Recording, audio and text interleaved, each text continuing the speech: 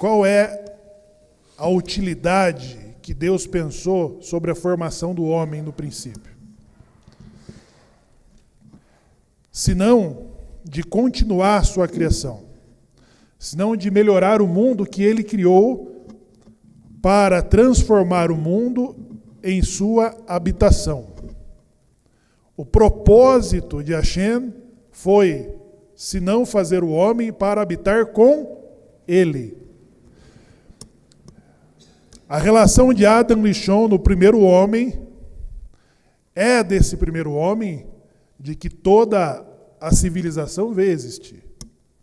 Hashem não criou um chinês para dele fazer os asiáticos, o japonês, os filipinos, os coreanos.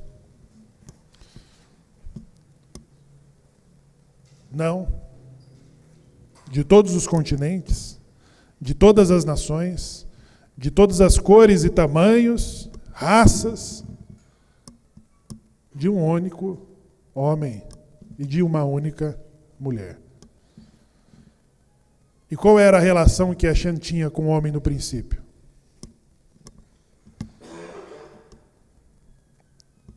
Quando o homem percebeu a presença divina, ele se escondeu, porque Hashem passeava pelo jardim.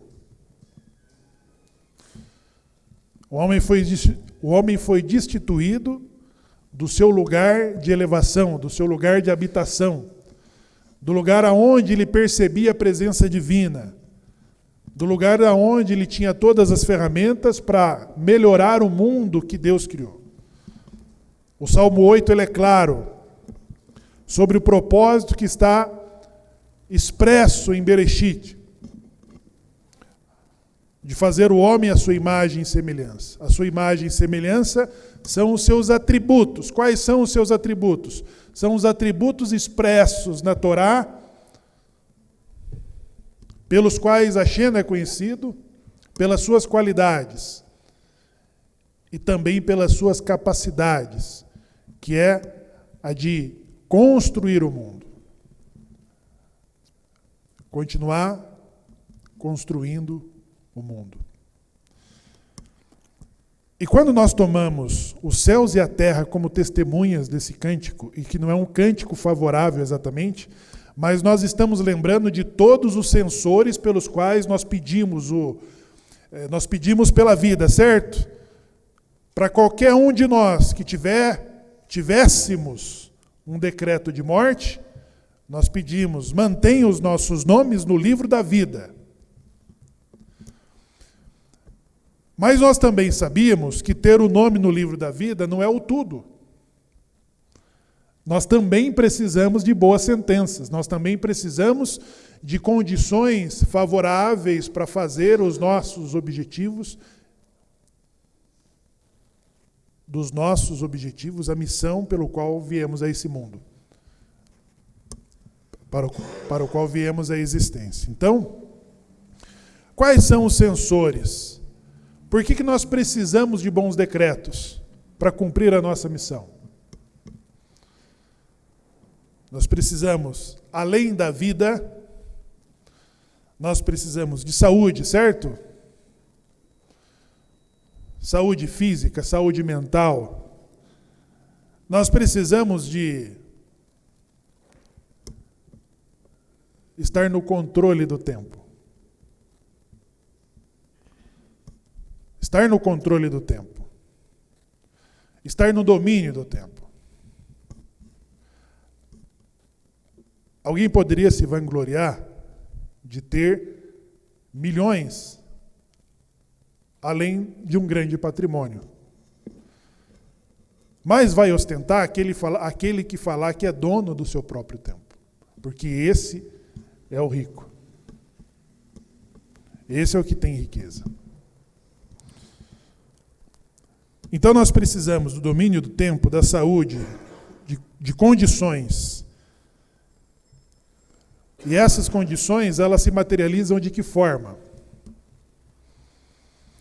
Nós temos uma berahá que fizemos agora nas orações da manhã, que possamos achar graça aos teus olhos de todos os que nos veem. A nossa criatividade, ela está entre os atributos pelo qual Hashem trouxe o homem à existência. A nossa capacidade de construir. Eu não acho que ela possa ser superada pela IA, pela inteligência artificial. A capacidade que Deus colocou no mundo. Porque eu acredito na expansão da consciência e do conhecimento. Ou você vai expandir, ou você vai retrair. Que é o que nós consideramos sobre a elevação. Sobre aquele que se eleva e sobre aquele que rebaixa. Porque o Salmo 8 ele está falando sobre uma vantagem daquele que está sobre o domínio do restante da criação, do qual Deus não deu esses atributos. Então ele diz assim: quando vejo os teus céus, obra dos teus dedos, a lua e as estrelas. O que é o homem? Quem é você? Contudo, pouco menor do que Deus o fizeste, e de glória e de honra o coroaste, para que dominasse sobre os animais do campo, sobre as aves, sobre os peixes do mar.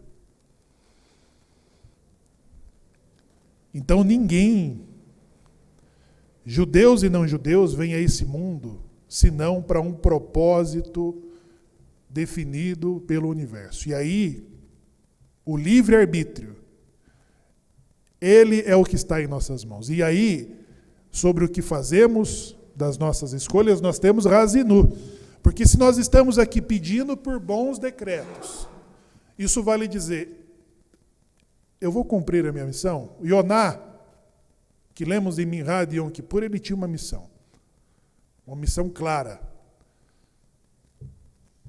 que era além de Nínive. Yoná tinha uma missão de falar a uma nação desconhecida, que não tinha Torá, que não tinha mandamentos. Eles não tinham Berit Olã, eles não tinham um pacto. Como o que Yoná pertencia.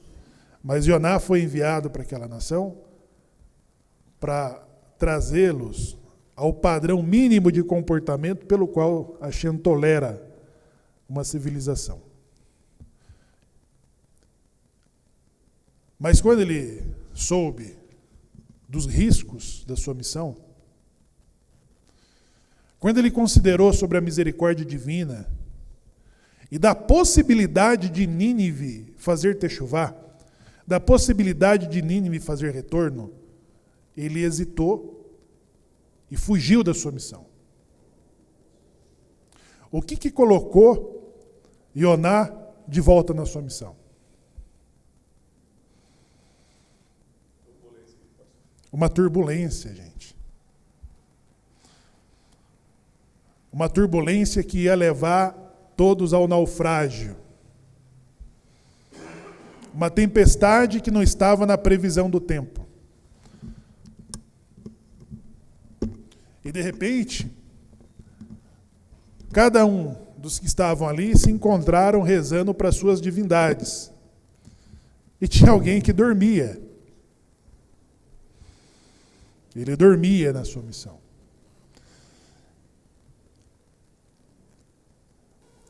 Como que Yoná foi devolvido para a sua missão, para o seu papel? Entenderam, pessoal? Como que Shinshon, Sansão, foi devolvido para a sua missão? A questão é, de que forma você quer cumprir a sua missão a que você veio cumprir? Sansão, dentre poucos homens, foi predestinado a uma determinada missão. Ele veio para aquela missão.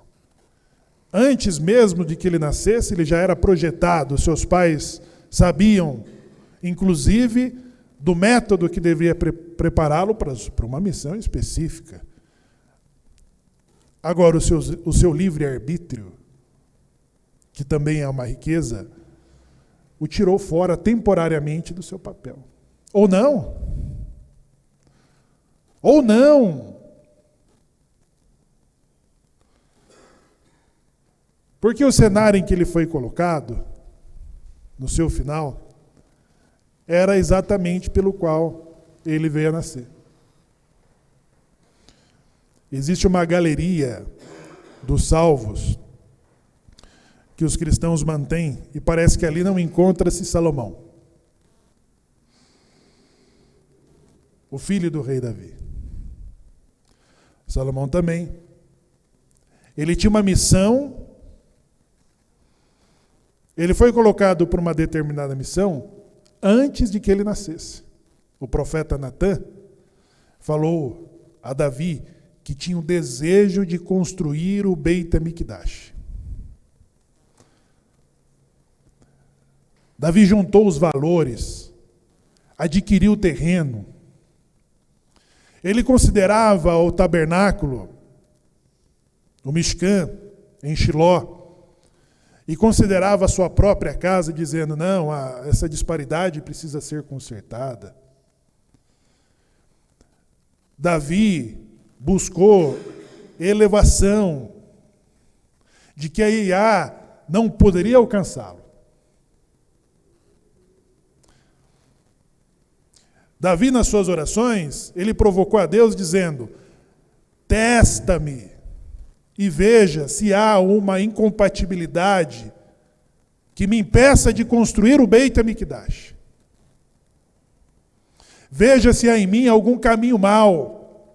Davi precisava alcançar uma elevação que o colocasse do lado dos patriarcas da nação sagrada, de Abraão, de Isaac e de Jacó, para ele ter o mérito de construir. Sabe o que é isso, pessoal? É você se projetar no mundo físico, no mundo material e no mundo espiritual. Davi sabia como transitar nisso. E Razinu é isso. Nós estamos tomando os céus e a terra como testemunha sobre a missão que cada um de nós temos que cumprir.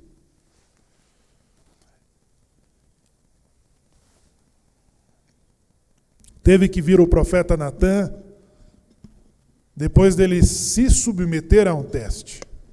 Ele pediu, ele provocou. Ele falou para Hashem, testa-me e veja se há em mim algum caminho mau. Davi precisava a todo custo estar no patamar dos patriarcas.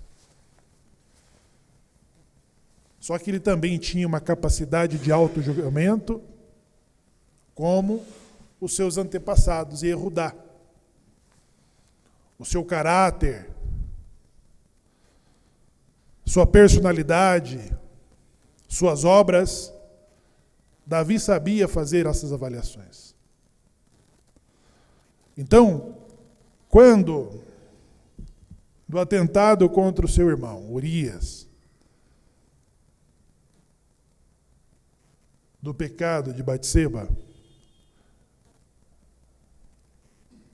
Davi não passou nos exatos testes que o colocaria no mesmo patamar dos nossos patriarcas, para dar a ele o mérito de construir o quê, pessoal? O Beit HaMikdash. Não dava a ele ainda essas condições. Aí Hashem falou, Natã, vai lá e diga para ele que ele não é o cara que ele pensa que ele é. E o profeta Natã foi lá e disse, por que você quer me construir uma casa? A terra é o estrado dos meus pés. E você não me construirá uma casa, porque há sangue em tuas mãos. Mas quem que vai construir? O profeta disse, o teu filho, ele construirá o primeiro templo. Quando Salomão veio a nascer, ele já tinha uma missão, ele já tinha uma definição, e para isso estava preparado todas as nações vizinhas pelas quais Davi, nesse cântico da Haftará de Samuel 22, ele está enaltecendo a Deus por todos os sensores de Razinu. Ó minha rocha! O que nós firmamos na rocha? O que nós temos na rocha? Na rocha nós temos a estabilidade de uma fundação para afirmar qualquer estrutura. Uma base sólida que está no cântico de Razinu. Todas as turbulências de Yoná, Davi está exaltando nesse cântico, inclusive as conspirações internas e as perseguições externas de todas as guerras que ele teve que fixar para estabelecer as condições sobre aquele que construiria o Beit HaMikdash. Agora, outra coisa é a percepção que nós temos, a capacidade de subestimar a missão de cada um, quando nem sempre olhamos para o que temos de missão.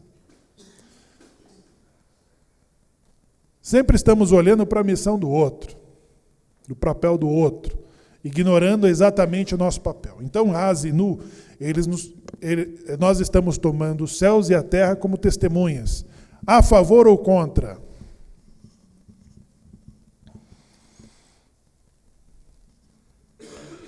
Você precisa de testemunhas a favor ou contra? A favor. Mas Razinu é a favor? E aí, o sentido que tem de nós passarmos Yom Kippur, não só pedindo pela vida, mas pelas condições e os bons decretos que nós precisamos ter para cumprir as nossas missões. Você quer cumprir a tua missão doente ou com saúde? Você quer cumprir a tua missão na miséria ou na fartura?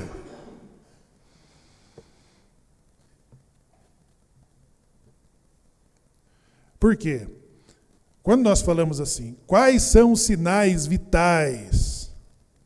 Quais são os sinais claros de que um homem tem a sua espiritualidade e tem a aprovação divina? Quais sinais você procura num justo, num tzadik? Veja com que olhar você vai me dar essas descrições.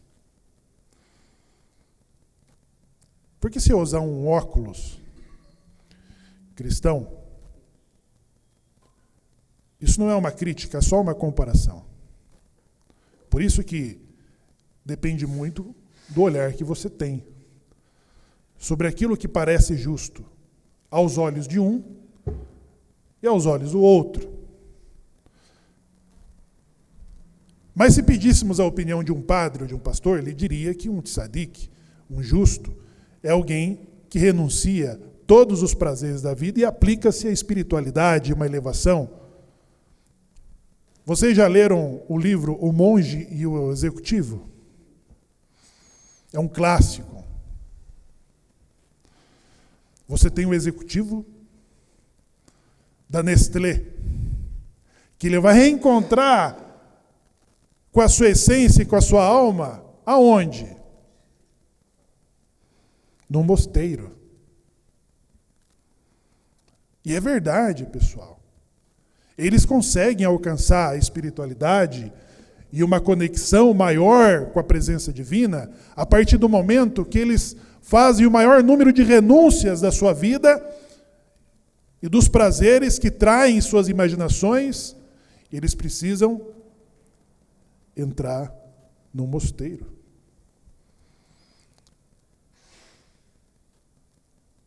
Que não é uma ideia estranha, é uma ideia familiar. Nós temos os essênios. Os essênios são criticados de forma dura porque eles vieram a ser extintos. Não tem mais os essênios. Você não vê uma sinagoga dos essênios. Porque os essênios, eles adotaram um estilo de vida de que nem o Kohen Gadol, nem o Nazir alcançava, porque eles incluíram até o celibato. Até o celibato. Os homens, para serem aceitos, eles não poderiam ser casados. Eles tinham que renunciar, inclusive isso. Eles comiam só daquilo que produziam. Não tinha essa, não, aqui tem o selo kosher do sumo sacerdote. Não. Tem que ser o que nós fazemos, o que nós abatemos, o que nós produzimos. E se isolaram. Os romanos terminou com o que existia dos essênios. O que você vê hoje dos monges cristãos é uma leitura da experiência judaica dos essênios. Você tem mosteiros em Minas Gerais e também no Rio de Janeiro que são mosteiros católicos de cristãos novos. Os cristãos novos teve que se adaptar dentro desse estilo, de fazer os seus próprios clérigos. Bom, se temos que ser cristãos, então, que o meu filho seja o padre, o bispo, e assim esse clérigo, ele era constituído, e uma forma de se isolar das pressões externas do próprio catolicismo era estabelecendo os mosteiros, de que vocês têm hoje, em Minas e no Rio de Janeiro, como o sinal de uma alta preservação de um criptojudaísmo dentro do catolicismo. Você tem monges judeus, você tem padres judeus, de que as suas igrejas, os seus santos, as suas divindades, são só os que estão no Taná. É São Jonas, é São Moisés, São Samuel, são esses as divindades que estão nas suas igrejas. Eles definiram uma linha do que chama-se de Velho Testamento e pegaram os tzadikim, que foram inspirados até para cristãos e muçulmanos.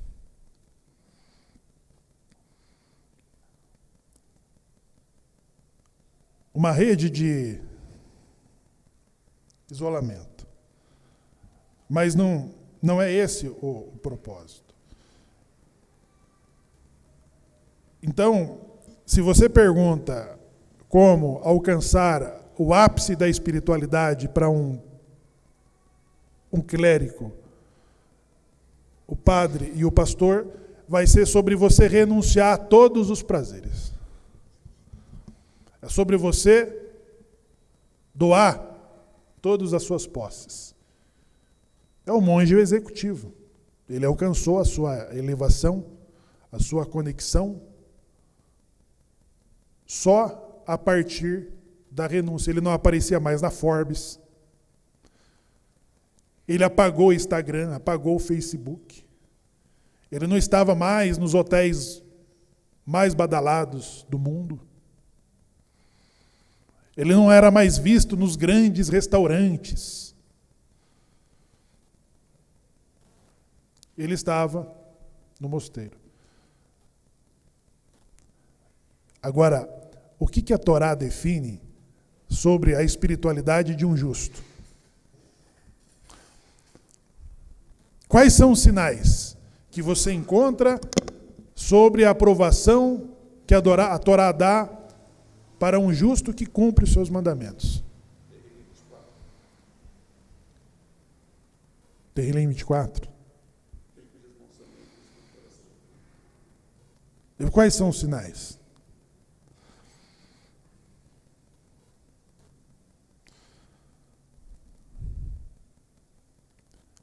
A promessa, pessoal, são dois sensores.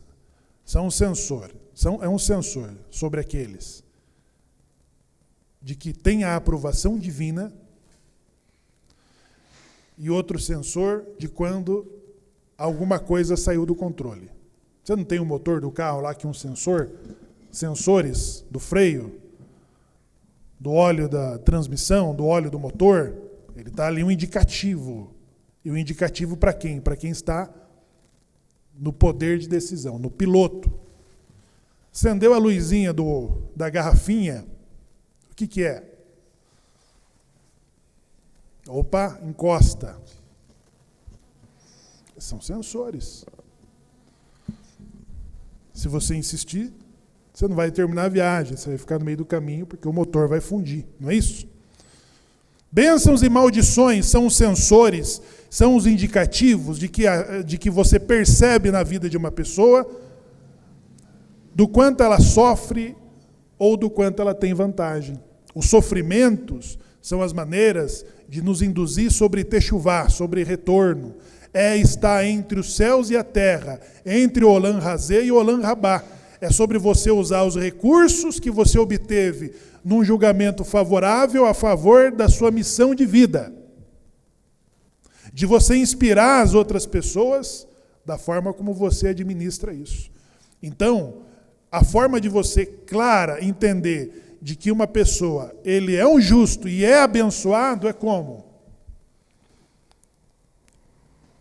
É da onde ele mora. Não são julgamentos visíveis. É sobre o carro que ele anda, o restaurante que ele frequenta. É sobre as obras de filantropia que trazem o nome da sua família.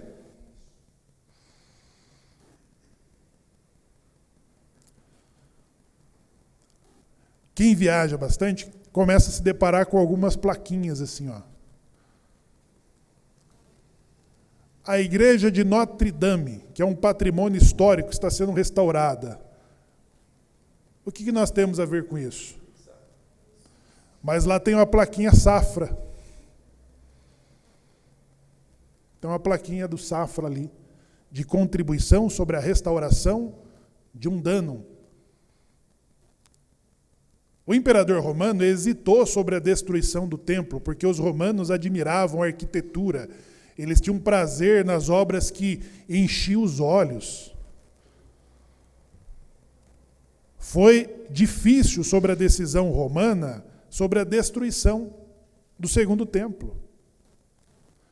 Sabe uma coisa bem feita, uma coisa linda, uma coisa que enche os olhos, uma coisa com precisão, você fala, poxa, não tem outro jeito. O Hitler, de maldita memória, ele palpou a destruição de muitas sinagogas na Europa. Ele não permitiu, e também muitos dos seus generais e comandantes militares não permitiram a destruição de muitas das sinagogas que existiam na Europa. Por quê? Por causa da beleza. Sabe, na rua que você mora aí, começa a ter uma edificação, uma coisa assim esplêndida, né? Ali, aí você começa a ver uma mobilização em volta, você começa a ver o restaurante reformando a fachada, você começa a ver os vizinhos arrumando a calçada, as pessoas começam a se mobilizar para enquadrar ao padrão daquilo que vai, ou seja, ele começa a elevar tudo que está à sua volta. Ele começa a mexer com tudo que está à sua volta. Porque ninguém quer ficar por baixo. Fala, não, precisamos acompanhar esse padrão ali, ó. Agora nós temos um padrão de qualidade que vai ficar o meu muro, o meu portão, a minha entrada, a minha calçada, o meu comércio, a minha loja, tudo vai acompanhar aquilo ali, ó. Eles hesitaram sobre destruir muitas sinagogas na Europa. Por quê? Não destrua, não mexa. Esses sensores é o que nós nos apresentamos sobre o juízo final. Final do quê? Final de um ciclo. Nós chegamos no mês de Elul, passamos de Shabeave, e nós começamos a nos preparar, começamos a olhar mais para trás, passamos a olhar para trás com um pouquinho mais de atenção. E aí, vamos sendo tomados pelo medo. O medo é o temor. É o temor de que Deus acomete todos os homens, de que Deus acomete os mais poderosos.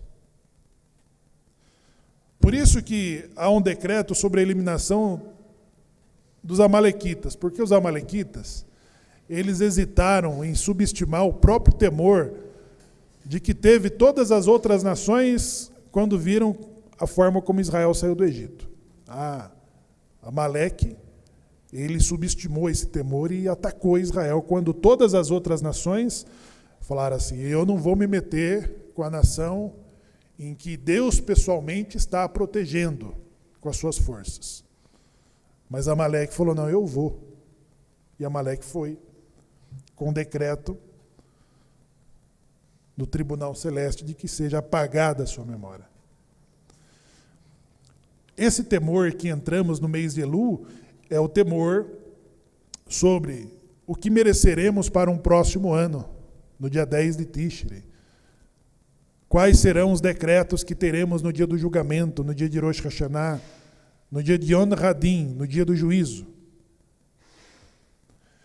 E sobre o dia do juízo, nós recorremos nos dias de Amin Oraim, pedindo: Hashem, mantenha o meu nome no livro da vida, me dê condições favoráveis, me dê os recursos que preciso. Eu preciso de saúde, eu preciso ter meus familiares comigo.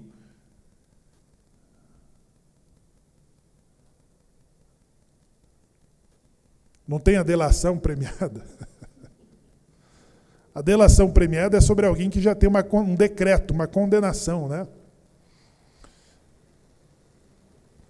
Mas não é sobre isso, é sobre julgar nós mesmos. E aí, eu preciso oferecer ao tribunal não só o arrependimento das coisas que eu não fiz e das coisas que fiz errado, mas eu preciso apresentar ao tribunal uma proposta que convença ele, me dar um crédito para o próximo ano, para um próximo julgamento. Um crédito favorável. Porque está no livro da vida,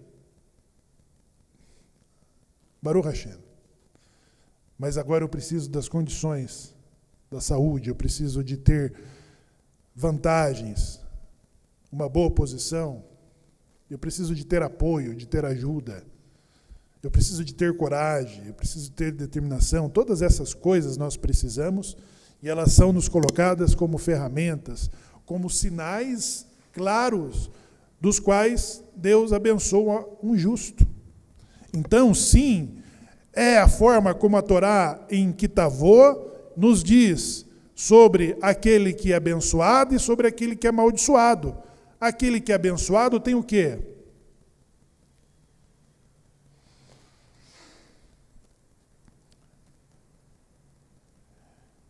Ele tem 70 mulheres no paraíso? É isso que está falando Kitavô? Kitavô está falando sobre aqueles que são abençoados, que vão cantar num coral no céu junto com São Pedro? É isso? Que será revestido da imortalidade dos anjos? Essa é a promessa que Deus fez ao homem que Ele criou no princípio, dizendo: fazer o homem à sua imagem e semelhança. Essa é a promessa que está em Kitavô sobre aqueles que cumprem os seus mandamentos, sobre aquele que escolhe a vida e é abençoado. É isso? Sim ou não? E o que é que está em Kitavô? Kitavô é: você será cabeça e não cauda. Eu vou te abençoar ao entrar e ao sair. Você emprestará a muitos, mas não tomarás emprestado. Abençoarei a tua mesa, abençoarei a tua despensa, abençoarei os teus filhos e tuas crias, abençoarei a tua produção e os teus grãos. E colocarei temor e terror sobre os teus inimigos e aqueles que te odeiam. Um de vocês perseguirão a 10, e 10 de vocês perseguirão a 1000. Então são sinais que você pode ver, são sinais claros que você vê assim. A que grupo da sociedade pertence um homem justo que cumpre seus mandamentos e é abençoado por Deus? eles estão ali. Newton Bonder respondeu à provocação num canal da cultura. Quem se lembra aquele canal aquele apresentador? Alguém aqui se lembra, não? Ninguém quer revelar a idade mais, né? Ah, o Serginho Groisman, não, é mais antigo. Ele fez uma provocação, Newton Bonder, com a seguinte pergunta: por que não tem sinagogas nas favelas e nos morros?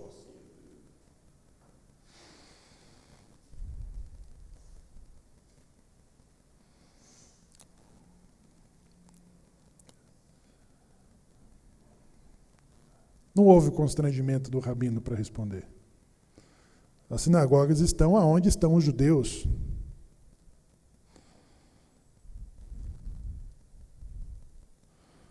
Você pode ter um minyan que more no morro ou na favela, mas certamente eles vão construir a sua sinagoga no lugar de destaque da onde eles moram. Porque é sobre uma projeção. É sobre você mudar de vida, é sobre você se elevar. E não exatamente do ponto de partida. O ponto de partida não é o relevante é sobre a pessoa se projetar. Então não importa de que lugar, da onde ela está se programando. Mas ela sempre vai projetar o melhor. Ah, eu moro na periferia, moro na favela, moro no morro. Vamos fazer uma sinagoga? Temos um minyan que está no morro, mas a sinagoga dele está onde? Então Newton Bonder ele respondeu que as sinagogas estão aonde estão os judeus.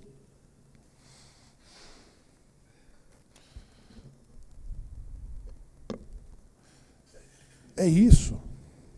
Porque quando se aumenta o sofrimento, as dificuldades, você tem um sensor de ras e nu, que ele não é a seu favor, ele é um sensor dizendo, tem coisa errada, pare e ajuste.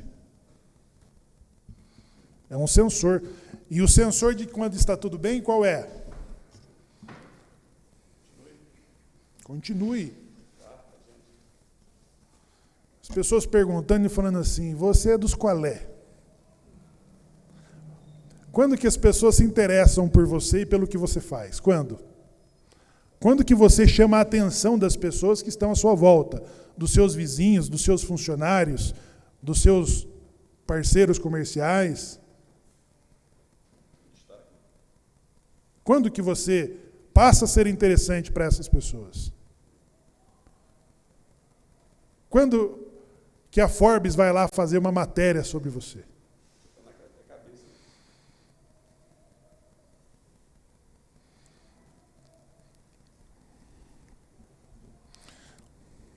Eu vi o Silvio Santos ironizando o Edir Macedo, muito educadamente. O Edir Macedo foi um bom anfitrião e isso não pode... Ele fez questão de receber lá o apresentador Silvio Santos sobre a construção do Templo de Salomão, em São Paulo, né? É como se o Silvio Santos fosse validar aquilo ali. Tá bom, ele construiu. E aí a ironia, porque eu me lembro até de uma fala do Edir Macedo, quando o Silas Malafaia, ele fugia da pesquisa da Forbes, que colocava ele entre os pastores mais ricos do Brasil. Aí ele negava a todo custo, é como se a Receita Federal tivesse de olho nele. O leão estivesse na porta dele ali. E ele fugia, não é verdade, aquilo não é meu, aquilo não sou eu. Aí o Edir Macedo ironizou e falou assim, aqui, ele falava em uma das suas catedrais, aqui não tem ninguém mais rico do que eu. Pode até ter igual, mas mais rico do que eu não tem. Ele ostentou numa fala dessa. E aí, quando o Silvio Santos visitou ali, educadamente, né, ele foi sendo conduzido, ele falou assim, olha, você teve uma grande ideia de fazer um ponto turístico desse aqui. Mas como que você teve essa ideia? E aquilo encheu o ego, né, do Edir. Olha, e falou assim, ó, aqui, nós judeus, nós não pensamos em construir um templo aqui. Mas se fôssemos para nós construir, precisaria de mais 2 famílias para construir isso que você fez aqui. Mas em Nova York, uma única família faz tudo isso aqui.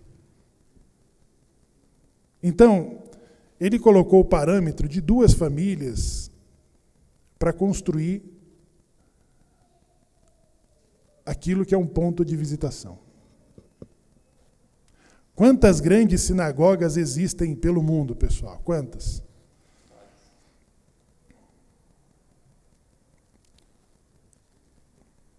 Eu quero conhecer a sinagoga portuguesa de Amsterdã. Ela é famosa, ela é magnífica. É. Sabe o que é isso aí, pessoal? E alguém fala assim, poxa, por que colocar tanto dinheiro numa capela onde você vai fazer rezas? Mas isso são sinais vitais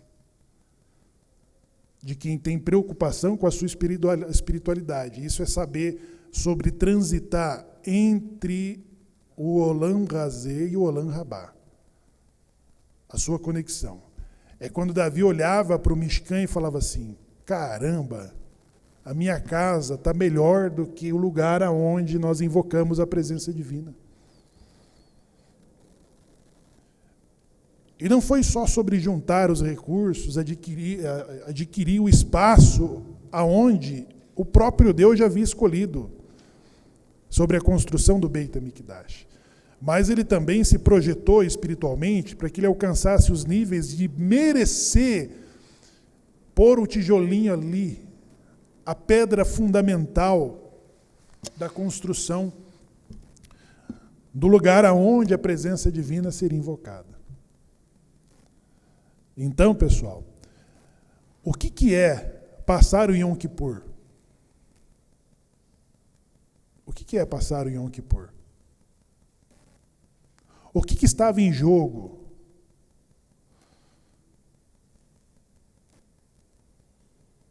Nos 40 dias. O que estava em jogo nos dias temíveis? O que estava em jogo?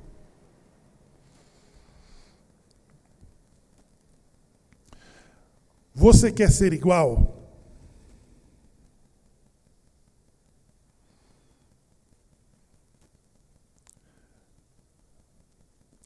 Entre os nossos serviços, nós temos o azeite, o vinho. O azeite que é colocado na... Se você colocar o azeite na água, ele vai ficar em que lugar? Na superfície. Então, não é só sobre não se misturar. É sobre também no lugar em que você fica no todo.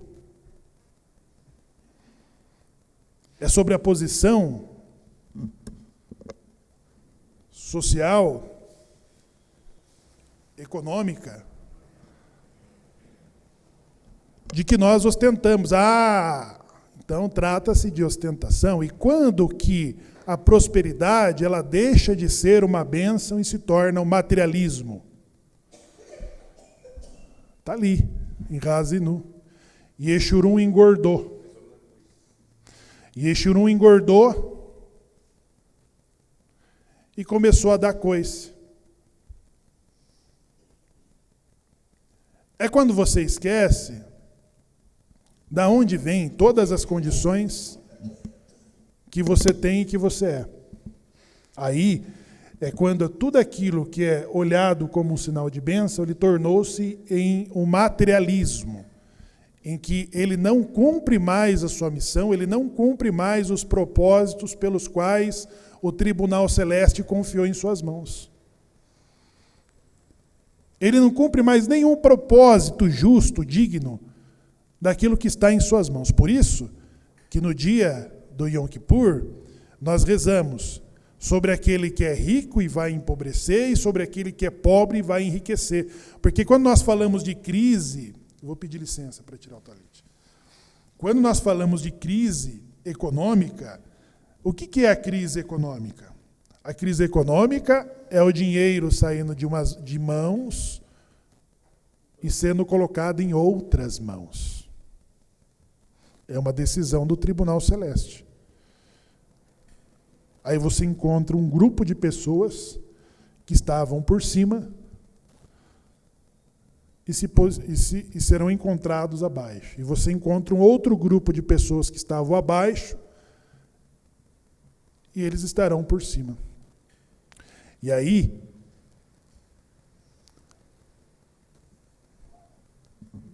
nesses julgamentos, é quando nós não cumprimos mais os propósitos, com o nosso tempo, com a nossa saúde, com o nosso recurso, com a nossa família. É quando nós não sabemos mais transitar entre o Olam Rabá e o Olam Hazé. O que estava em jogo nos dias temíveis? Quando Moisés foi chamado com um pedido: suba ao monte, lavre 2 pedras e suba ao monte. O que estava em jogo naquele momento?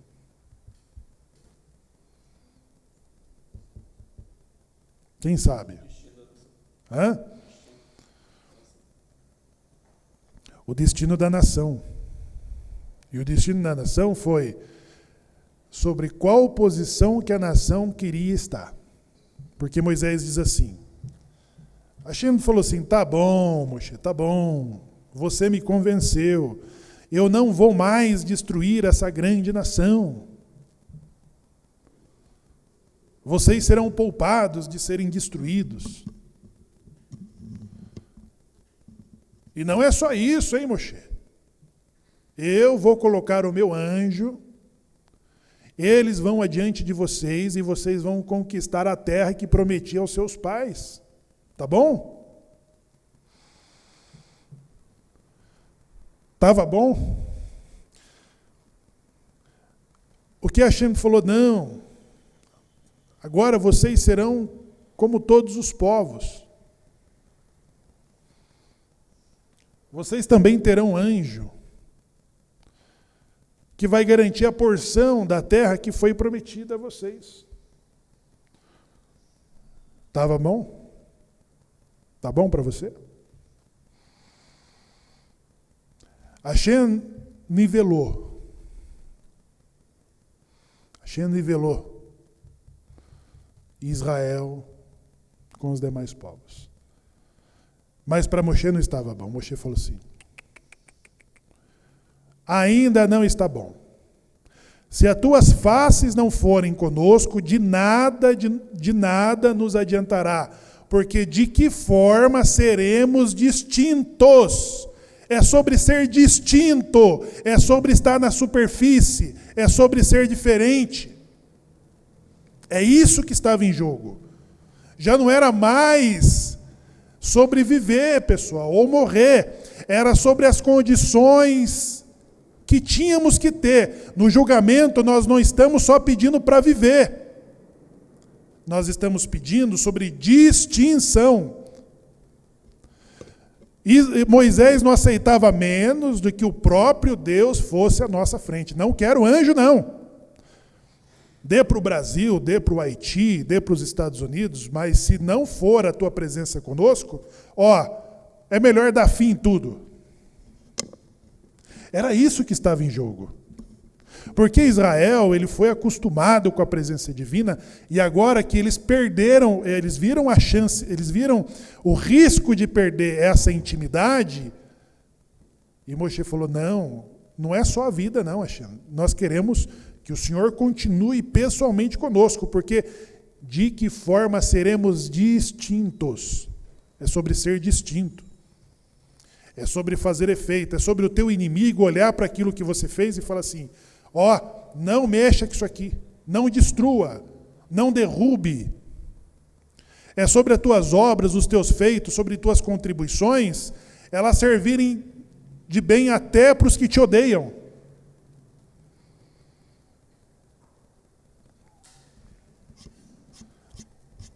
Aí, Hashem falou, então espera um pouco.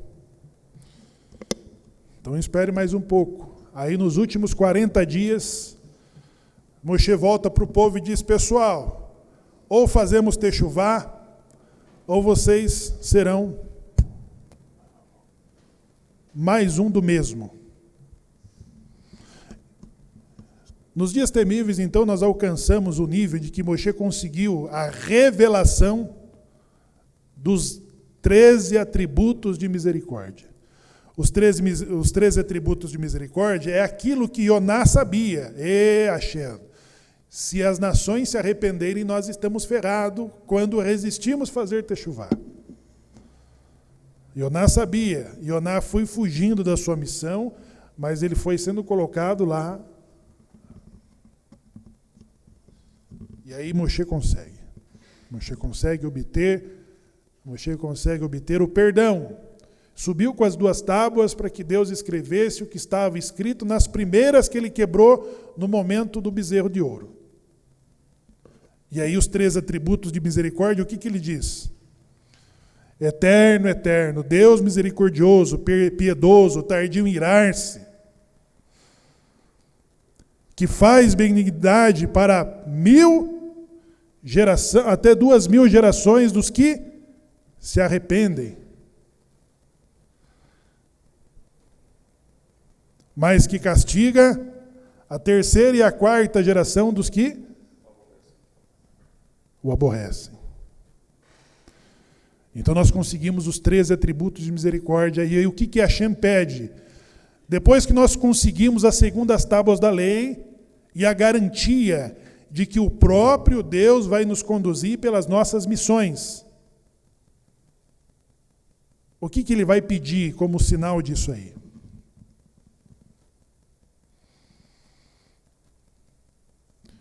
Ele pegou na mão de Moshe e falou, tá bom, Moshe, eu pessoalmente me comprometo por amor de mim mesmo, porque Moshe falou assim, olha a tua reputação, Hashem, diante de todas as idolatrias que existem. Pense na tua reputação diante de todas as divindades que são veneradas e que não pode ser comparada à sua majestade. Aí Hashem falou, é verdade, Moshe. Você tem razão nisso também. Lembram dos primeiros a quem o Senhor fez a promessa sobre os seus descendentes. Aí Hashem falou para Moshe, é verdade. Abraão, Isaac e Jacó. Moshe, então suba. Está definido.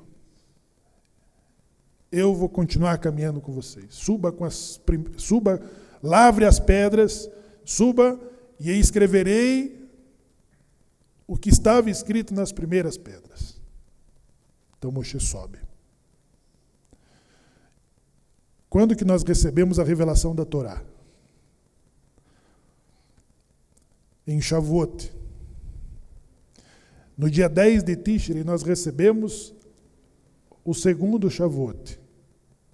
A segunda revelação das tábuas. E quando Moshe desce, e que a Torá diz assim, perdoei os vossos pecados. O que Hashem pede para Moshe? Moshe, reúna todo aquele cujo coração se move voluntariamente e construa para mim uma casa, um mishkan,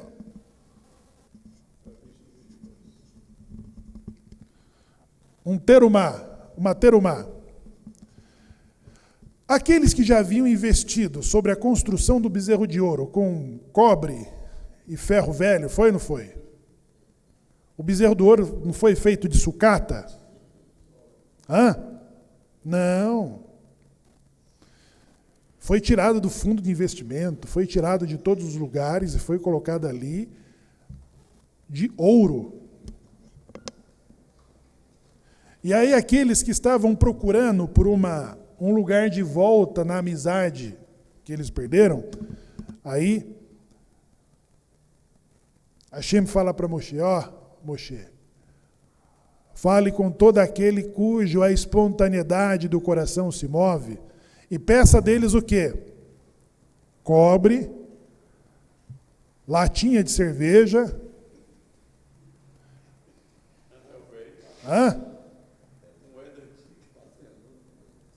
traga os recicles aqui. É isso que Moshe pediu? O que Hashem pediu? Antes disso, de eles obterem o perdão e a revogação dos decretos de serem destruídos, e depois de serem nivelados aos outros povos, eles tinham construído um bezerro de ouro, com o melhor do que eles tinham. Depois que Deus perdoou, ele falou assim, agora eu vou ver o quanto isso é verdadeiro neles. Com que intensidade eles desejam de fato a minha presença. Bom, Moshe, peça só para quem? Só para quem o coração se move voluntariamente, e eles trarão para mim ouro, prata, tecidos, diamantes, tintas, madeiras de lei, perfumes, especiarias, tragam, e você me fará um mishkan, uma casa, e eu habitarei entre vós. Não é o que vocês queriam? Não é o que vocês desejavam? Então façam isso e eu habitarei entre vós. E aí vem o teste. Aí vem o teste sobre aquilo que nós pedimos de condições no Yom Kippur, dizendo, Hashem, eu preciso de mais tempo, de qualidade de vida, eu preciso de saúde, eu preciso de dinheiro, eu preciso de vantagem, eu preciso de uma boa posição naquilo que estou fazendo. O Tribunal Celeste fala assim, libera lá para o Adam tudo isso. Dê a ele o que ele está pedindo, porque ele tem coisa para fazer. Aí nós recebemos. Os egípcios abrem os cofres e você tira o que de lá dos cofres dos egípcios? Você tira tudo o que há de melhor do cofre dos egípcios.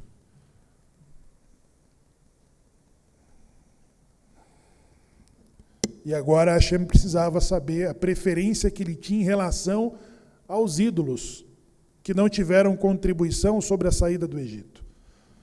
E vocês me farão uma casa e eu habitarei entre vocês. Aí Moshe fez o apelo, qual foi o resultado? Betzalel e Aholiav gritaram dizendo, parem de trazer as coisas, porque já são mais do que suficiente. Isso demonstrou, pessoal, a hesitação do porquê os romanos não quiseram destruir o segundo templo. Isso mostra porque os inimigos de Israel não conseguiram destruir muitos dos seus feitos. Eles falam Palestina do rio ao mar, ou seja, destruição dos judeus, mas não conseguem abrir mão de nenhuma das tecnologias e das soluções trazidas pelas mentes judaicas. Eles não renunciam. O iPhone, o Android, eles não renunciam às respostas da medicina sobre uma infinidade de soluções que trouxe. Não abrem mão.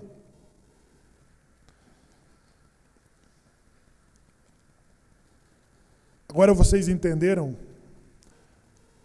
o que vamos fazer depois de Yom Kippur? A festa de Sukkot é sobre construir uma cabana. A festa de Sukkot ela está atrelada a Terumá, que foi pedida depois do perdão concedido no dia 10 de Tishrei, que foi Yom Kippur.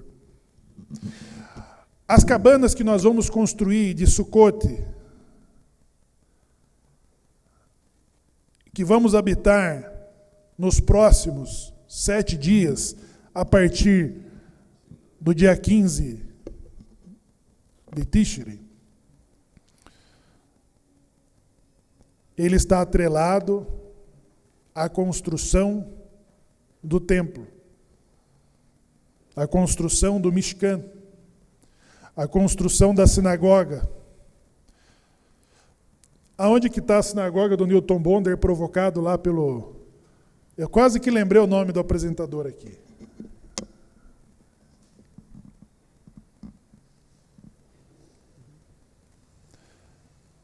Aonde é que fica o Efraim?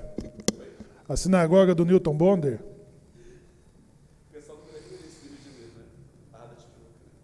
Onde há alta escala dentro do condomínio. É uma cidade que é quase um condomínio fechado, no metro quadrado mais caro do Brasil. São condomínios fechados lá na Barra da Tijuca. E dentro desses condomínios, onde está lá Rolex ou está lá também a CJB. Então, essas impressões, pessoal, ela diz sobre como que nós usamos o Yom Kippur. Como que nós usamos o período do arrependimento? E o que que nós pedimos nesse período? O que que nós rezamos nesse período? O que que nós olhamos nesse período? Então, agora, a Sukkah que vamos construir é um indicativo sobre a idolatria que nós cometíamos com o ouro que tínhamos, o quanto que muitos de nós demos de contribuição para a idolatria, para o bezerro de ouro. Quanto?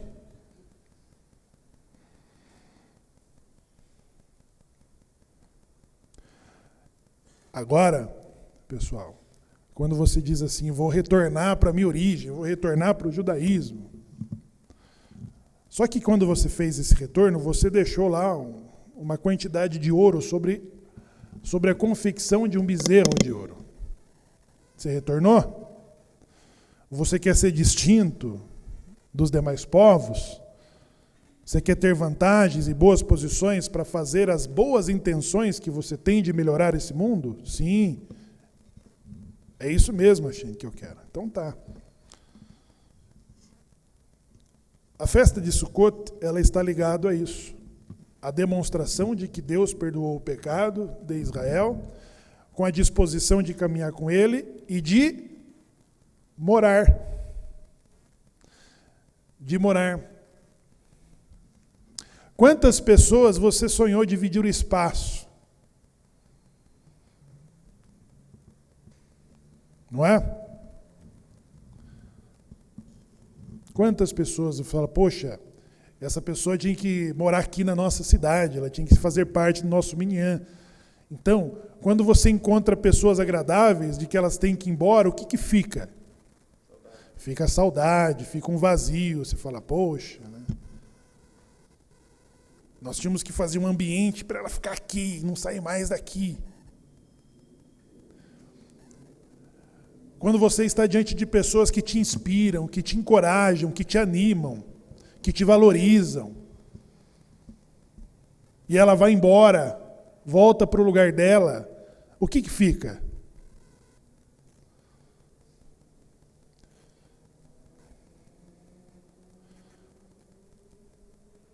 Ah, o meu filho vai casar. Vamos, a esposa fala, vamos comprar um terreninho do lado aqui, vamos fazer a casa dele aqui do lado, gente. Vamos ficar de olho aqui. Nós não queremos perder as pessoas, nós queremos estar no controle da situação ali, ó.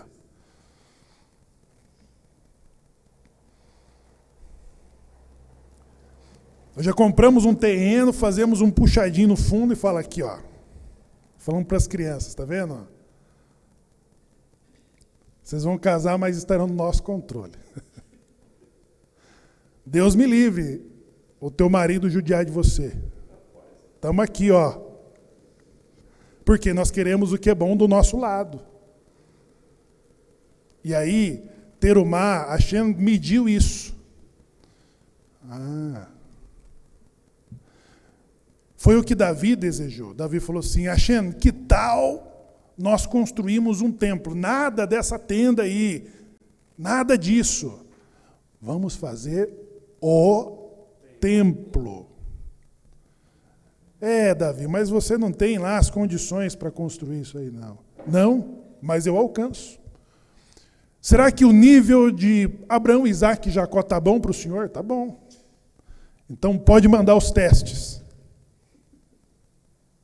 O teste foi, Davi não conseguiu segurar.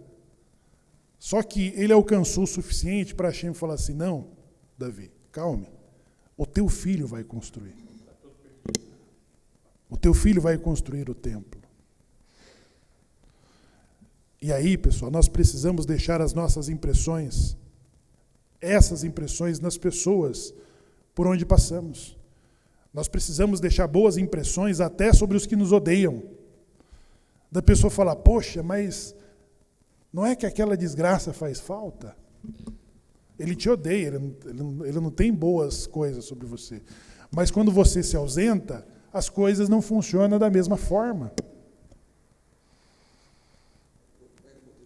É sobre falar assim, Dom Manuel falou assim, o contrato diz, expulse seus judeus. Aí Dom Manuel falou assim, caramba, rapaz. A Espanha faliu, os judeus foram embora, a Espanha faliu, quebrou. Eu vou ter que expulsar esses judeus? Portugal deu um jeito de mantê-los ali. E quando a Espanha expulsou, o califa turco falou assim, vocês são burros, mandem os seus judeus para nós. É sobre isso, pessoal. É sobre você não ser amado e queridinho, ai que bonitinho, é sobre você ser indispensável. E aí os outros que gostam de você, sim, é sobre um vazio que você deixa. É sobre quando você está perto dela, ela se sente encorajada, ela se sente confiante, ela se sente animada, ela se sente feliz, ela se sente otimista. É isso que nós inspiramos nas pessoas? Foi isso que Moshe pediu, falou, não. Se o Senhor não ficar, de nada nos adianta. Nós queremos nada mais e nada menos do que a tua presença. Se não for isso, nós não queremos. Quantas pessoas brigam por você assim? Será que a esposa fala, graças a Deus? Está viajando. Será que o marido fala, vai lá para a casa da tua mãe? Que tal você ficar 15 dias lá? Desconfie. Né? Desconfie. E aí, pessoal, essa demonstração judaica, ela está em todos os lugares do mundo, através dos lugares aonde moramos, dos lugares aonde rezamos, e Sukkah, que você vai construir na tua casa, é uma mitzvah que mede essa intensidade, porque diz assim, vocês habitarão numa Sukkah durante 7 dias. As bênçãos materiais que nós pedimos no Yom Kippur, elas serão conferidas no Sukkot, para aqueles que vão saber andar entre o Olam Hazé e o Olam Rabá, entre o mundo material e o mundo espiritual. Você vai morar numa Sukkah agora nos próximos 7 dias, para você falar, Hashem, estou aqui, na sua dependência.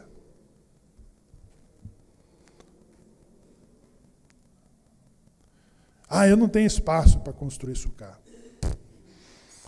O que você veio pedir no Yom Kippur? É sobre o quanto você quer essa presença. Lembra das Torres Gêmeas? Aquela entrevista da secretária norte-americana foi incrível, porque a jornalista perguntou aonde estava Deus no dia 11 de setembro, e a secretária cristã norte-americana falou assim, Deus está no lugar que você colocou. Aonde é que você tem colocado Deus na sua vida? Ele está ali. Ele está dentro da tua casa ou ele está fora da tua casa? E aí, a construção da Sucá é sobre aqueles que querem ter a presença divina onde? É sobre aquele que você quer ter perto de você ou sobre aquele que você quer dispensar? Essas são as medidas. Razinu nos coloca nesse patamar do que nós vamos fazer dos pedidos feitos para Yom Kippur. É agora que nós demonstramos do quanto nós queremos isso. Com qual intensidade eu preciso da tua inspiração, Hashem, do teu encorajamento, das tuas forças, das suas bênçãos, da saúde, da vida, que tudo são concedidas pelo universo através do Tribunal Celeste. E a nossa sinagoga, ela é uma demonstração dessa intensidade. Ela é a demonstração. Ela é a demonstração do Mishkan e das impressões que nós deixamos. Então, nós temos que sair do nosso reduto, da onde nós rezamos, e visitar sinagogas pelo mundo, aonde poucos judeus, como diz o Silvio Santos, talvez uma única família, ela deixa o nome da família dela na sinagoga, aonde se reunirão os justos, os tzadikim, para fazer as rezas, para fazer as orações, para ler a leitura pública da Torá, os casamentos, circuncisão, bar mitzvah, noivado, tudo de bom acontece ali no nome de quem? Como que chama o templo que o Edir Macedo fez? Templo de Salomão. Quando Herodes fez o segundo, como que ficou? O Templo de Herodes. Templo de Herodes. Herodes fez uma grande obra.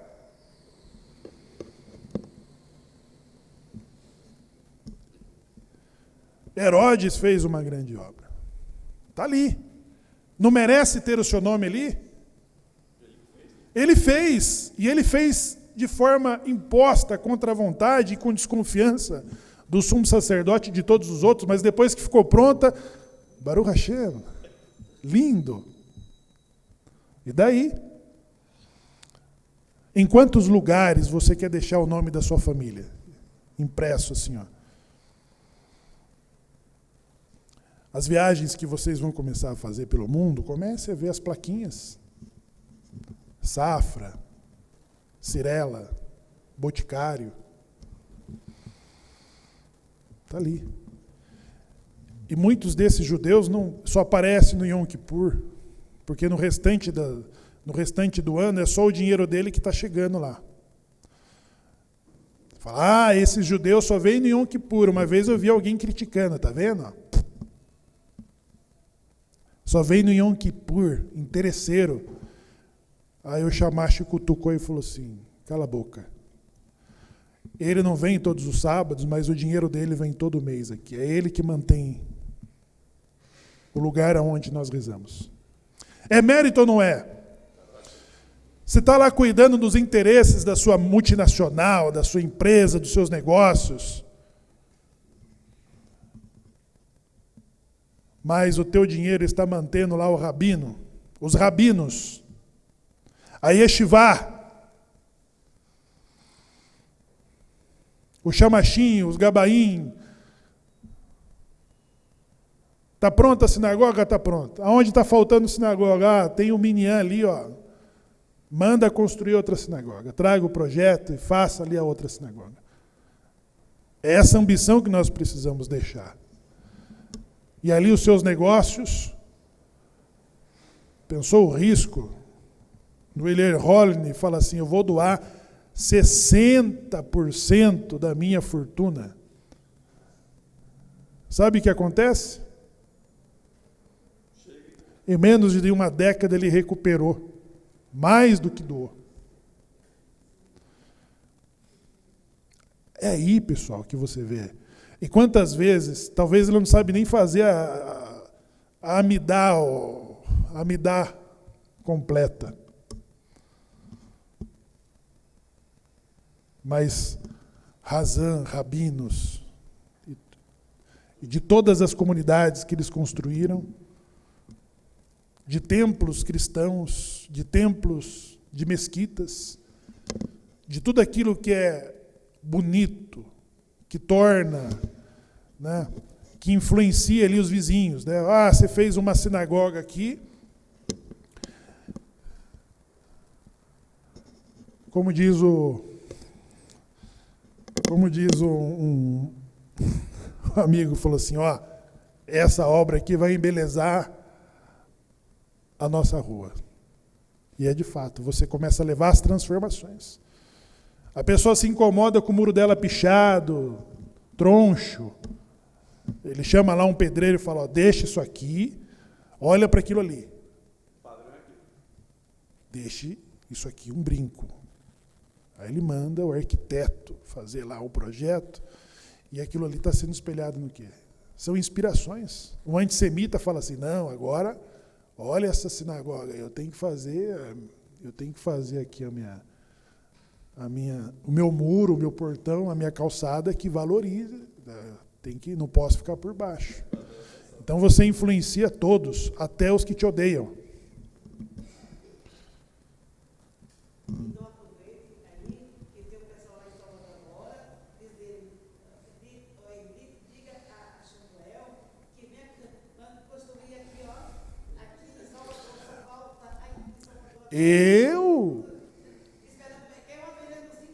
Salvador, eu construí uma sinagoga em Salvador? Ah, Salvador, não, eu vou dar a dica. Minian de Salvador. Como que você rezou no Yom Kippur? Se você obteve perdão para ter vida, eu acho que você não pediu só pela vida, você pediu também pelas condições. Agora construa a tua sucá. Faça a tua sucá. Aí, na tua casa. E reze nela dizendo, Hashem, eu quero aqui em Salvador uma sinagoga para rezar. Eu quero aqui em Salvador uma Torá kasher. Eu me candidato em ser o Razan. Mas não é Razan desafinado não, tá, pessoal?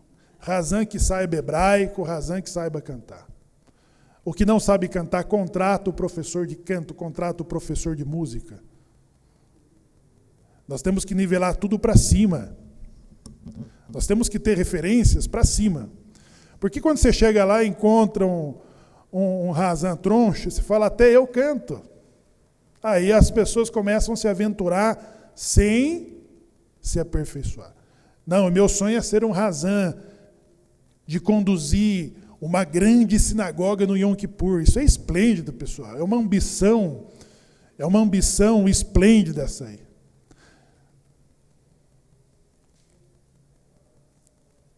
Mas eu tenho que fazer aula de canto, eu tenho que fazer aula de música, eu tenho que rever o meu hebraico. Faça isso, Salvador. Fala assim, nós precisamos de um rabino. Tem que ter recurso para contratar o rabino. Então, para quem saiu vivo do Yom Kippur, com decreto de vida, Baruch Hashem, agora é sobre fazer a sucá. Construa a tua sucá, construa a tua cabana, leve tua família ali para fazer 3 refeições ao dia, recitando as bênçãos. O lulav, cadê o lulav? Cadê o etrog? Cadê o etrog? Tem uma mitzvah para se cumprir em 7 dias. Ah, Shmuel, mas o etrog foi para $150. Você não quer gastar $150 e quer construir sinagoga com o teu nome? Não faz sentido. As pessoas não querem comprar o marsor para rezar em Yom Kippur.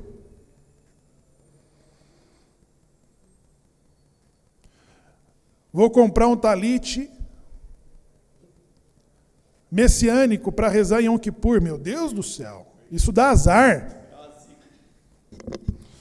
Porque demonstra o nosso desprezo. A gente fala assim, traga latinha, sabe o que é isso? A gente está falando, traga o ouro, a prata, o diamante, as pedras. O que tinha no peitoral do sumo sacerdote? Era bijuteria? Aí a gente está te pedindo isso, aí você vai lá na loja messiânica e compra um talite messiânico para rezar na sinagoga. É a mesma coisa de você levar papelão para aquilo que ele está pedindo ouro. É essa demonstração de desprezo. Fala, Shen, a tua casa merece o meu desprezo. Aí você compra isso. É o parâmetro do lugar da sociedade que você quer estar. Você quer estar lá embaixo ou você quer estar na superfície? Você quer estar na superfície? Eu quero recomendar o filme O Chipzinho. Assistam. Que é sobre Sukkot.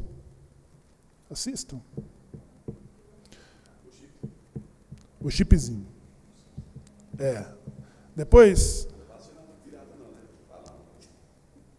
Eu não sei, vamos ver onde está ali. Agora tem vários streaming, né? Talvez na Amazon. Tem um pessoal aí fazendo bom, não vou entrar nesse assunto aqui. O Chipzinho, assistam. Tá? É sobre um pobre se projetando na mitzvah, na vida espiritual. Ele chega lá na Sefer e fala, qual que é o talite mais bonito e mais caro? Ele não tem todas as condições, mas ele fala assim, esse vai ser o talite que eu vou rezar com o minyan, porque na sinagoga nossa é a melhor. Nós temos um razão bom, eu não posso rezar lá com qualquer talite. Eu não posso rezar lá senão com o melhor talite. Comprar o tefilim no Mercado Livre, R$1.000. Tá errado, cara. Não tem tefilim de R$1.000. Não existe. Aquilo não é cachê. Você vai comprar um negócio desse? Poxa. Porque as pessoas que estão confeccionando o tefilim paralelo, o talit paralelo, elas têm um mestre que aboliu elas de cumprir exatamente aquilo ali. E elas fazem isso e vendem para você, meu Deus do céu. Cadê a tua etrog? Compre a tua etrog para Sukkot. Faça a tua sucá, o homem faz a sucá e as mulheres decoram. As mulheres que têm que decorar a sucá, deixar a sucá agradável aquele ambiente. Coberta com folhas que vão murchar no decorrer das semanas. E ali nós recitamos as bênçãos, as berahot. Entendeu, pessoal? Então, você está projetando uma vida para cima, mas quer comprar o talite, que não é cachê. Quem viajou para Israel para comprar na loja árabe? Porque está mais barato. O cara viaja para Israel para poupar, aí ele compra com os árabes. E tem loja messiânica lá também. É que é mais barato que o próprio. Pois é. Poxa, pessoal, fala, Xena, eu quero comprar um talite do mais bonito. Vou comprar o tefilim. Qual o tefilim, Rabino? O Rabino fala, você é sefaradi? Então compra esse aqui. Mais 5.000, Rabino, 5.000. Baruch Hashem, eu vou comprar. Eu vou comprar. E a pessoa que reclama, ela tem o iPhone 17. Ela tem. Ela tem o iPhone 17, mas ela não tem o tefilim. Entendeu, pessoal? Então é sobre aquilo que nós priorizamos. Você acha que o Tribunal Celeste não vê? E o que tem o tefilim, que comprou com dificuldade, ele tem um celularzinho ali, básico. Ele não está com a tela quebrada, não. Está com a tela inteira. E aí, qual que é a chance dessa pessoa que prioriza? Ele pega do mundo material, razinu. Hoje eu tomo os céus e a terra como testemunhas. Testemunhas. Ele está olhando e fala assim, muito que bem. Tefilim, falso. iPhone. Tá bom. próximo Yom Kippur.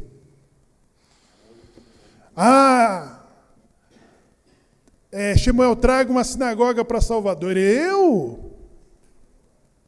No dia que eu morar em Salvador, eu vou me juntar a 10 homens que querem uma sinagoga em Salvador.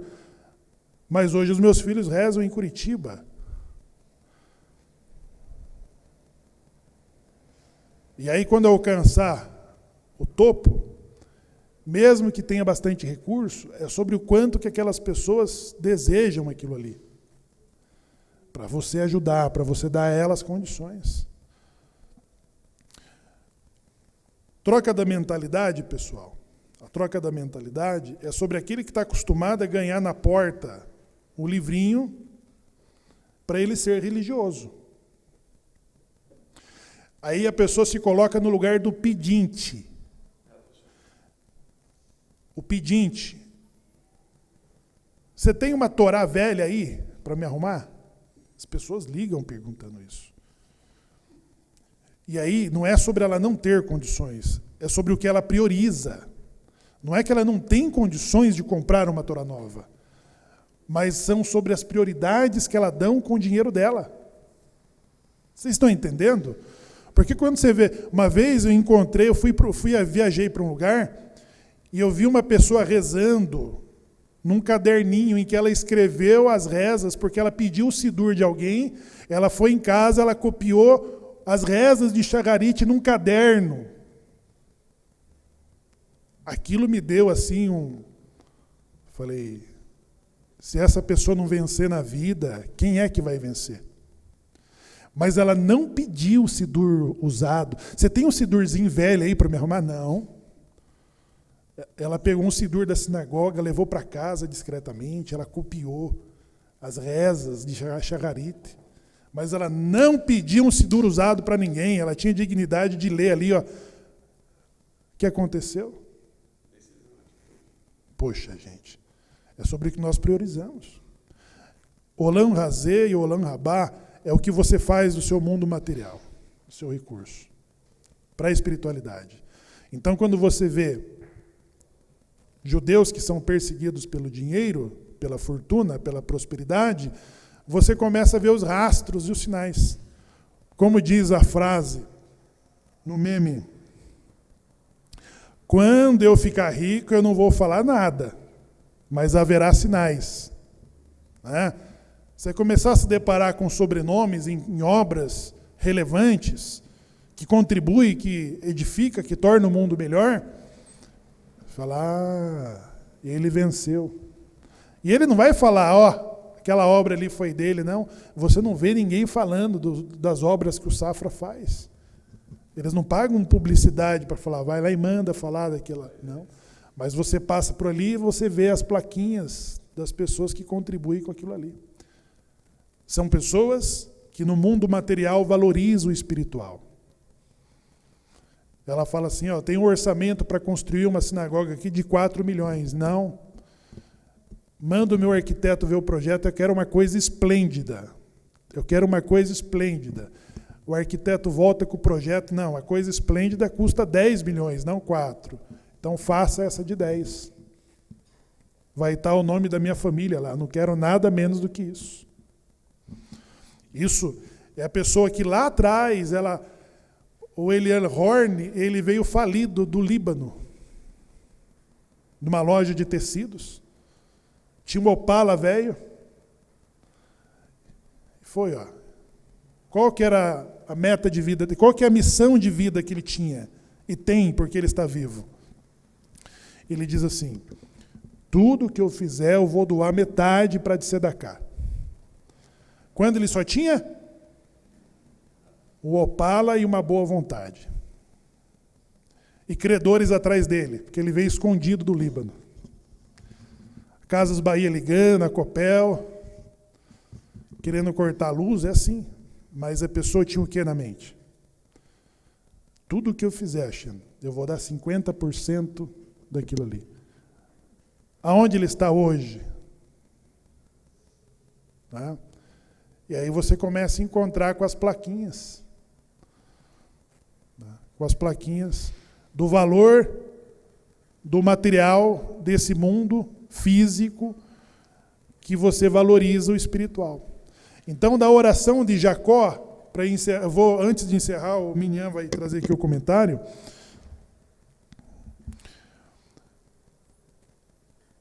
Jacó falou assim: Hashem, para o caminho que estou seguindo, quanto que ele tinha? Quanto que Jacó tinha no caminho de Lavã? Ele não tinha fundos? Criptomoedas? Não. Jacó foi roubado, faliu, quebrou. Ele dormiu, encostou a cabeça na pedra e rezou: Hashem, pelo caminho que vou, se o Senhor me prover de pão, isso é para Nassá. Isso já é o que Deus dá para todos. Certo? Se o Senhor me prover de pão, de sustento, do que vestir, quando eu voltar aqui, a esse lugar, eu lhe darei o dízimo de tudo.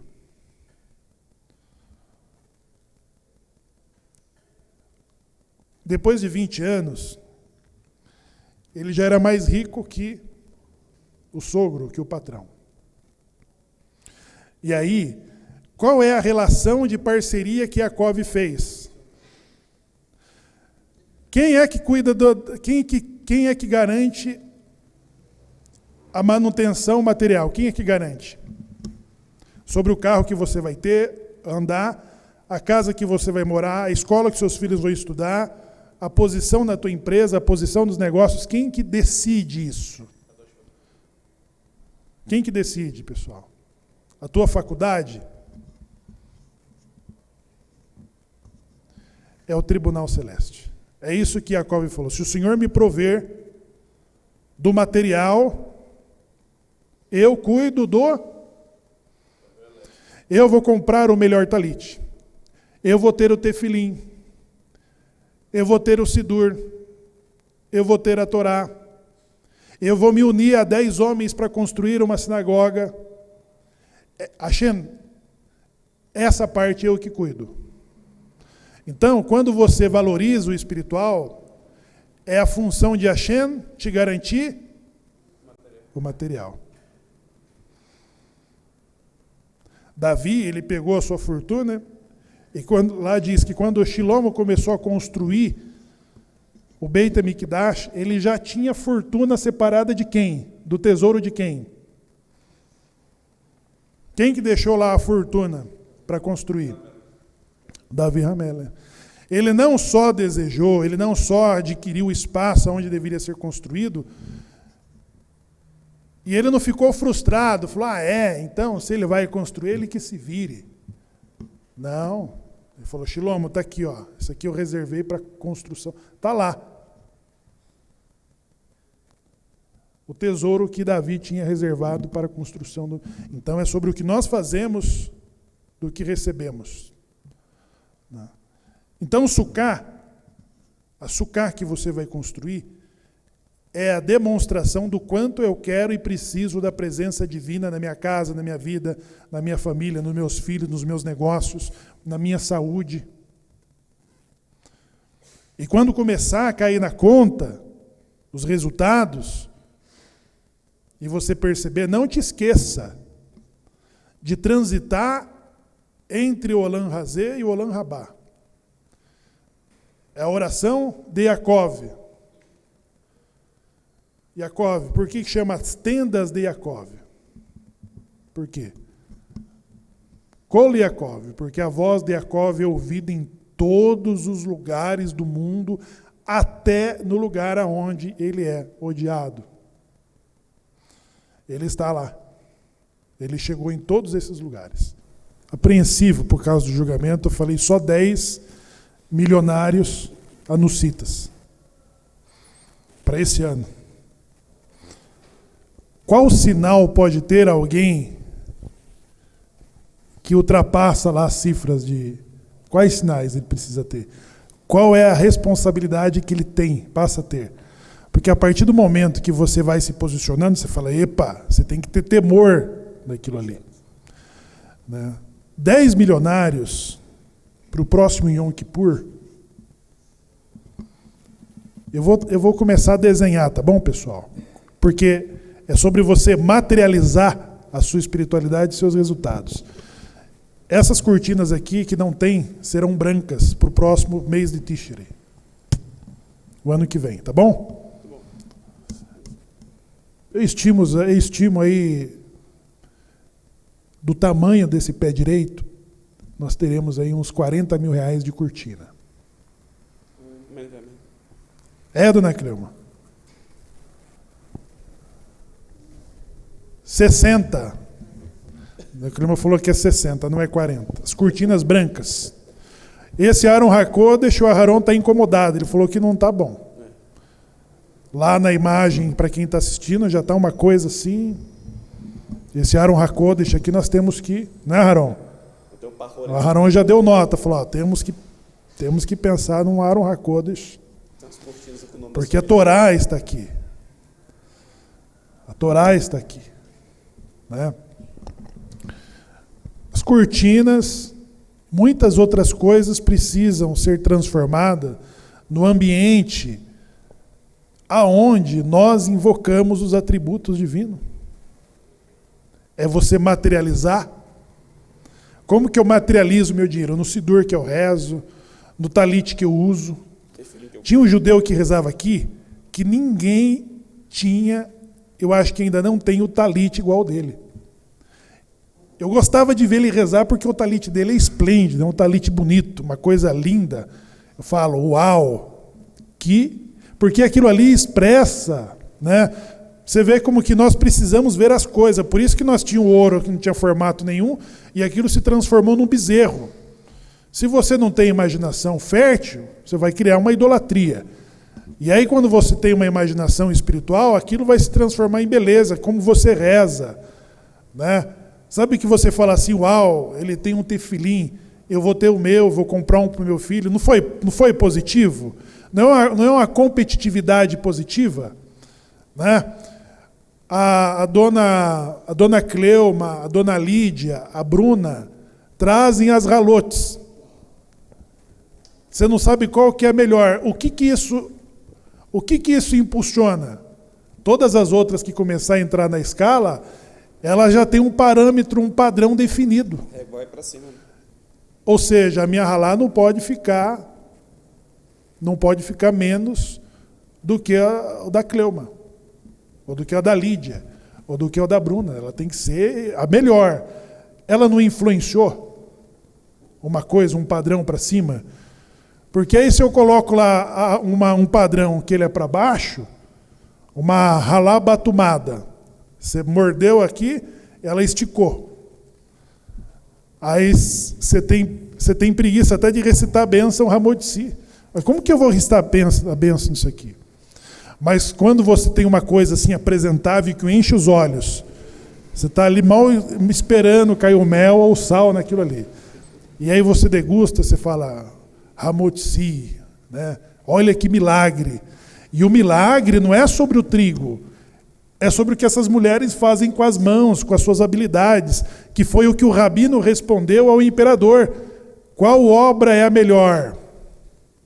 A de Deus ou a dos homens? Ele chegou lá com a ralá da sinagoga e falou aqui, ó, essa aqui é da Lídia, coma. Essa aqui é da Bruna, coma. Essa aqui é da Cleuma. O rabino falou, a obra do homem que é melhor. Adotar as minhas qualidades. Então, Hashem deixou todos os recursos para nós tornando esse mundo melhor. Então, tem o trigo. Quem come o trigo lá, os grãozinhos? Agora, quem que recusa comer os pães de Shabat que são feitos, as coisas que são feitas? Então, esse padrão nós precisamos elevar. E aí, essa sinagoga não vai ter mais o que ser feita, e alguém vai falar, não, eu vou fazer uma melhor do que aquela. Eu vou fazer em Salvador uma sinagoga melhor do que a de Curitiba. E sai mais bonita mesmo. Entendeu? E aí, essa é a ideia de você não ficar para trás, você fazer as coisas melhores, né? Você reproduzir aquilo em melhor qualidade, você aumentar o número de pessoas que fazem ralá. E aí a Bruna, a Lídia e a Cleuma falaram, tá vendo? Agora nós nem somos lembradas, porque Tem 30 mulheres que fazem as ralotes, que nós nem sabemos mais quais são as nossas. É isso, é você influenciar positivamente para cima, ou subir no nível, subir no padrão das coisas, né? E aí, pessoal, a forma de você materializar sobre 10 pessoas milionárias na comunidade é sobre as coisas, é sobre como que ela vai materializar a sua espiritualidade. Ela vai materializar isso naquilo que ela acredita. Ou é um bezerro de ouro, ou é o Mishkan, aonde ela atrai a presença divina. A casa aonde ela não quer, né, que aquela pessoa agradável, que encoraja, que inspira, que o anima, que te dá saúde. Não tem as pessoas que chegam ali na sua vida, né, e você fala assim, que legal, né? Você não quer que ela saia dali. Não, espera aí que está saindo aqui um churrasquinho. Você fique aqui mais um pouco. Não, mas eu já tenho que ir embora, e você quer que a pessoa fique mais ali. É sobre a forma como nós vamos atrair a presença divina. Sukkah, pessoal. Vamos construir a nossa sukkah. Faça na tua casa. Faça na tua casa sukkah. Coloque as folhas. Compre o lulav. Que nós temos aí mais 7 dias. Porque é o seguinte, as nações terão que subir de ano em ano para que sobre elas caiam as bênçãos. Entendeu? Agora, os resultados que você pediu no Yom Kippur. Qual o filme que eu indiquei mesmo? O Chipzinho. O Chipzinho. Eu estava viajando aqui pensando, né? Uma vez um Yehudi, fazendeiro, me ligou. Shemuel, estou acompanhando aqui as transmissões, é maravilhoso, mas quando esse microfone falha, eu fico agoniado querendo ouvir. Falei, poxa, Sadik, me perdoe, nos desculpe, nós vamos melhorar isso. Poxa, dá um jeito nisso, o que tem que ser feito para melhorar, pô? Falei, olha, e bem nos dias, nós estamos com equipamento aqui que nós compramos de som, que é para compartilhar, porque as sinagogas não têm. As sinagogas, as outras nossas comunidades de São Paulo não tem coisa acústica, porque ela é acústica. O Razan fala, não tem transmissão. Aqui nós transmitimos por causa de quem está em casa. Ou é de pijama, ou de roupas de Shabat. Né? E aí nós estamos investindo sobre as câmeras, ou as transmissões aqui, equipamentos caríssimos, para compartilhar para quem... Porque nós pensamos assim, se nós não transmitirmos, vai vir o messiânico, né? O messiânico, ele está lá fazendo o serviço dele, né?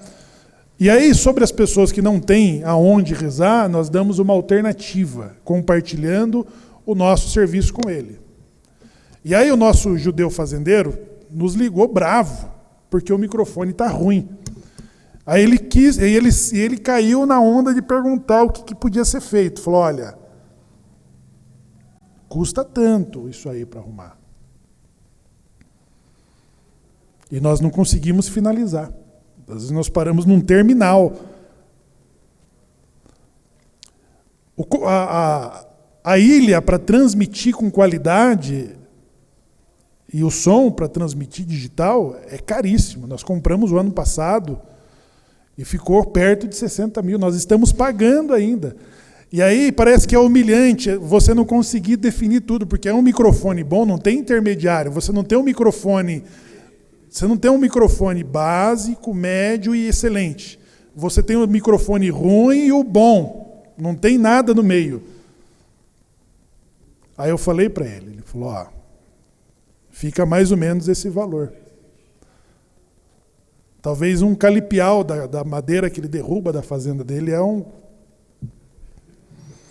às vezes é um boizinho que está ali, engordando. E aí, pessoal, não era um cristão, não era um árabe. Porque se você olhar as mesquitas, são esplêndidas. A impressão dele, você fala, parabéns aos muçulmanos. Linda, né? Tem muitas igrejas, catedrais. Olha aí, A família Safra ajudando na reconstrução de Notre Dame. Você fala, não, isso não pode ser destruído, isso tem que ser preservado. E aí, ele não materializa, o material, os recursos dele se tornou no materialismo. Porque ele quis saber sobre como melhorar, ele soube, mas ele não agiu. Entendeu? Aí, é sobre ele não saber transitar. E aí ele tem acúmulo. Ele tem acúmulo de recursos.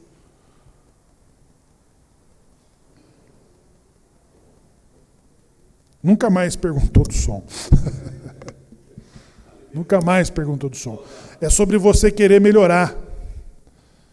Né? Oh, essa imagem está ruim, o que nós podemos fazer para melhorar? Eu estou sendo prejudicado, eu gostaria de ter aí uma imagem melhor. Sim, hoje nós usamos essa tecnologia, mas tem essa. Falei, então pegue aquela ali e coloque. É uma forma de eu contribuir com isso. Ah, eu quero ouvir, eu preciso ouvir. Está aí. Nós não temos todos os recursos. E é sobre compartilhar com quem está assistindo. Porque todas as outras sinagogas não têm, é proibido ter microfone. O Razan fala sem microfone, o Rabino fala sem microfone, e quem está no último assento ouve perfeitamente. Aqui é sobre compartilhar com quem não tem a sinagoga para ir. E ele tem a intimidade de uma sinagoga e da casa dele, até que ele tenha uma. Isso aí também não pode ser uma regra. Não precisa de sinagoga porque tem... Não, senhor. Você tem que ter a sinagoga onde seu filho e sua esposa vai rezar. Onde seus filhos vão se casar. Tem que constituir uma comunidade. Né? O Salmo 24, que aí olha aqui o comentário só para vocês. Eu vou encerrar aqui. O Shaul vai fazer o aleino. Já abre aí a página, Shaul. Salmo 24, olha só o comentário do Salmo, que é o que o Efraim já disse. Davi dedicou sua vida inteira ao objetivo de trazer a humanidade de volta à pureza de Adão antes do pecado. Ou seja, quando a presença divina dizia, Adão, aonde você está? Então Davi, o Salmo 24, Davi dedicou a sua vida inteira a fim de trazer a humanidade ao momento em que Adão estava antes do pecado. Ou seja, a presença divina estava junto dele. Por esse motivo, Deus ordenou-lhe preparar uma construção para o templo. O mesmo lugar em que Adão foi criado. O Monte Moriá. A intenção era que esse lugar servisse como a inspiração para a humanidade, para que ela pudesse igualar a virtude imaculada do primeiro homem na época da criação. O salmo foi composto por Davi, que comprou o lugar do templo do Jebusita Araúna. Lá Davi erigiu um altar temporário sobre o qual ofereceu sacrifícios de agradecimento, que consta em 2 Samuel 24, do 18 a 25. Então, pessoal, a Sukká, ela nos remonta sobre todos aqueles que têm o ideal de trazer a humanidade ao momento em que Hashem tinha ligação direta com o homem. Tá? Então, essa intimidade está ligada à nossa Sukká, do desejo de que Deus esteja morando comigo, que reflete-se nos meus recursos, do que eu faço da minha sinagoga e da vontade de poder pôr um tijolinho na construção do terceiro templo. Eu tenho certeza